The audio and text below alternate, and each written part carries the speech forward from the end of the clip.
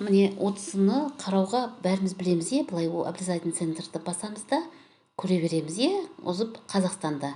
Енді міне шетелде, мысалы Чехияны сұрап жатыр. Біз English United Kingdom дегенге басамыз да, сол жақта Чехия.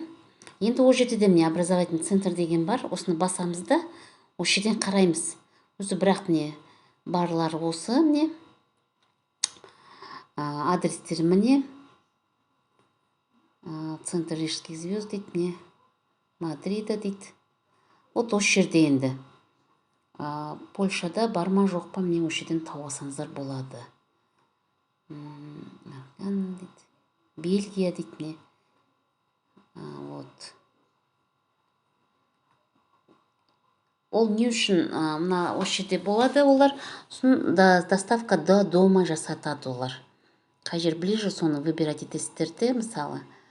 Міне Рига дейді, мынау Рижский. Вот осылай міне.